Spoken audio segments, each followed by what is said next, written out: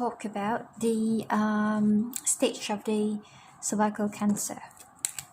So still in cervical cancer, so I'd like to highlight on the stage of the cancer in difference in 2009 Figo, and also the latest one 2018 Figo. So there is a slight changes in the staging, which carries very important points to be highlighted on. So let's begin before we go to the cervical cancer, because we're going to talk about the anatomy first. So I'd like to talk about the course of ureter. So as you know, we have a lumbar 1, 2, 3, 4, 5. And there's a lumbar, and we have a sacrum here, and then coccyx. So we have a iliac bone.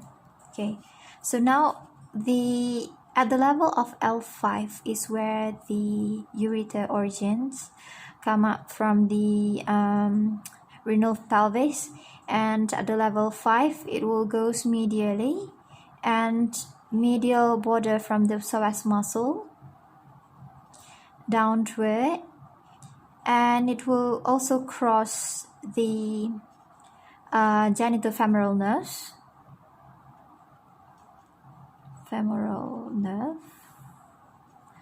at the level L1, L2, right? The origins of the genitofemoral nerves. So it crosses genitofemoral nerves, and also the bifurcations.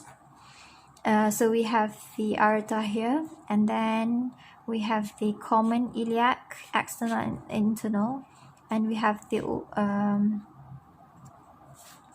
okay. So it crosses the internal iliac at the level of the bifurcations at the level of sacroiliac joint. So the ureter is about 25 centimeter, and it has one abdominal part and also the pelvic part. So when it crosses the internal iliac artery, what happens is that it will crosses the ovary. It will goes behind the ovary and cross the ovarian artery, which runs in the infundibular pelvic ligaments. So it goes behind the ovary. So now we have uterus here with the uterine artery from the internal iliac goes in the uterine artery. So the ureter basically from in front of the internal iliac and also genitofemoral, it goes behind the ovary in the ovarian fossa and cross the IP ligaments and infundibular pelvic ligaments, and it runs below the bridge, which is the uterine artery. So this is where in MCQ they always say is water under the bridge. Under the bridge. So the bridge is the uterine artery, and the water is the ureter. So and then it goes 2 centimeter from the isthmus of the cervix, 2 cm, and it goes into the bladder in the posterior wall of the bladder at the trigone. So it stops there. So there are there are 3 main points that usually cause injury during the operations. So the first area that usually cause the ureteric injury. So the first one usually at the ovarian fossa.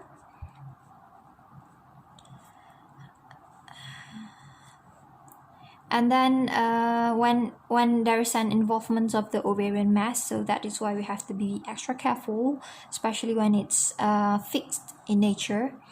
And then when it cross the uterine artery here, so when we want to ligate the IP, so IP ligament, So in case of the hysterectomy, total hysterectomy, we did ligate the infundibulate pelvic ligament. Sometimes it can be injured.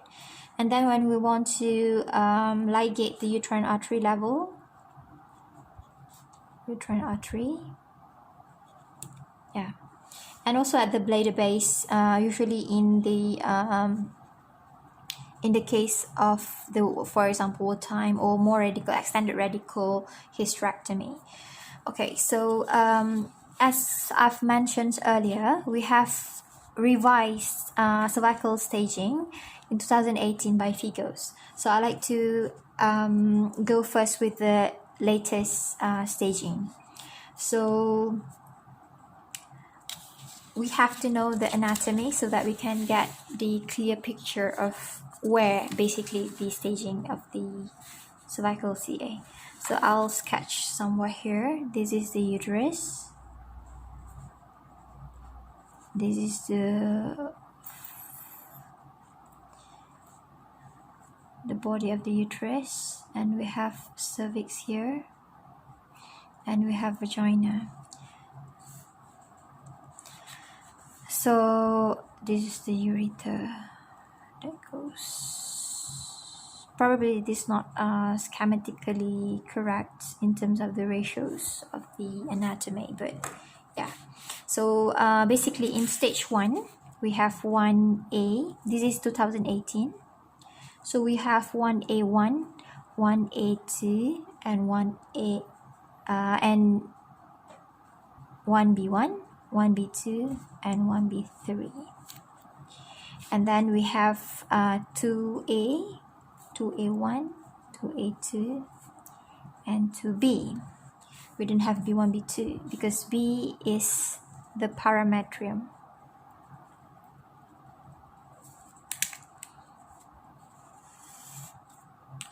And then we have stage 3.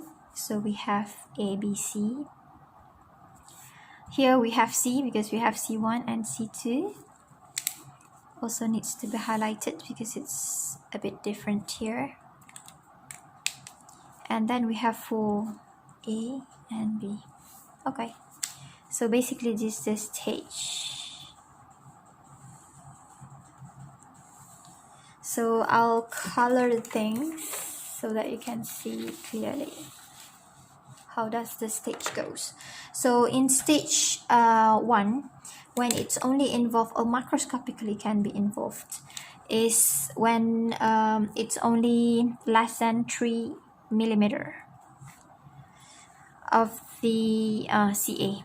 And then in A2, it's involved 3 to 5 millimeter. If it's more than 5 millimeter, but it's less than 2 centimeter, then it is B1. And then for B2, if it's 2 centimeter until less than 4 centimeter, and B3 is more than 4 centimeter. But if you have lesions which is less than 4 centimeter, but involved the 2/3 of the vagina, then it's already 2A1.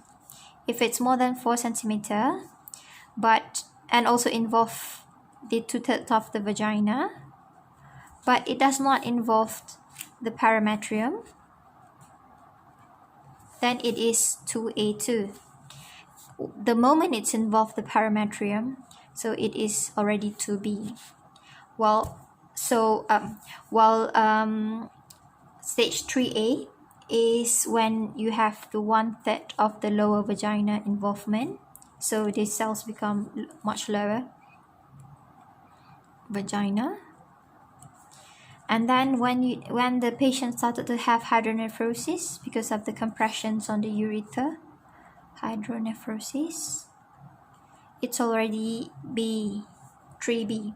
And 3C divided into 2, it's divided into the pelvic lymph nodes and also para-aortic lymph nodes. So if you remember again about the pelvic lymph nodes, about the lymph nodes system, the ovary usually the para-aortic, which includes the the lateral aorta, and then you have the fallopian tube and also the fundus of the uterus, the similar lymphatic drainage with the ovary, and then the cervix usually it's involved the external internal iliac lymph nodes, and when you talk about the vagina usually it's the superficial inguinal. And 2A is when there is an involvement at the bladder and or rectum, and 2B is when there is a distant metastasis. So let's look at the picture here. So when it's only 3, so 3 is practically is just microscopic.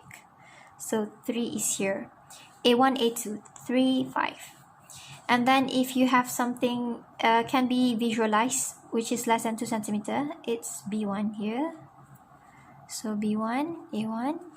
It's quite difficult to differentiate, but so sometimes we say at least B2. So if we have 2 to 4 centimeter in the cervix but does not involve the vagina, then it's actually still stage 1, B2 and B3. The moment it's involved the vagina, then it will become stage 2. I think it's much easier in this classification compared to the previous one. So the moment it's involved the vagina here, so it will be 2/3. Without parametrium involvement is 2A1 and 2A2. The moment it's involved the parametrium here, so it goes to the lateral invasions, so you will have the stage B, 2B. And then when it goes further below, you have 1/3 of the vagina involvement. So usually when it goes down, it will go lateral as well, and causing the obstructions of the ureter and later cause the hydronephrosis. Then you have the 3B. So logically, if this already extend, the patient will have a pelvic lymph nodes and further para-aortic lymph nodes, metastasis. If it's involved bladder and rectum, I think it's quite clear there. So let's go to in 2009's Figo classification. The reason why I highlighted here is because we want to describe what is the difference and why there is a difference in the sense of the importance of the new staging. So for 2009, we have 1A1, 1A2, and then we have 1B1 and 1B2. This stage 2 divided into 2A1, 2A2, and also B. It's similar to this. So stage 3, there's only 3A and 3B, while stage 4 is the same. So this one is the same, and this also the same. The difference will be in the 3 and 1. So what's different is, so the first one is previously we described it as if the depth of the invasions and also the diameter, the widest diameter, the surface. So if it's the extension is 7 mm and the depth is 3 mm, it's stage 1A1. If it's still 7 mm but it's deeper, it's more than 3 mm, then it's 1A2. But if you have a clinically visible lesions less than 4 centimeter, then it's become 1B1. And you have a clinically visible more than 4 centimeter, it is 1B2. For the 2A, basically less than 4 centimeter, without the parametrial, no parametrial. So basically it looks like there is some redundancy in the classifications here, because it is less than 4 centimeter for 1A1, and then more than 4 centimeter in 1A2.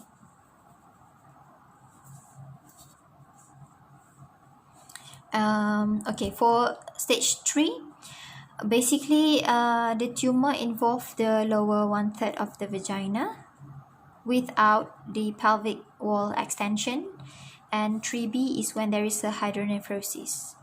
Basically it's just the same, but this is more, I think, more easily to be remembered, and also there is no skipped in the measurement itself, so it's easy to understand in 2018.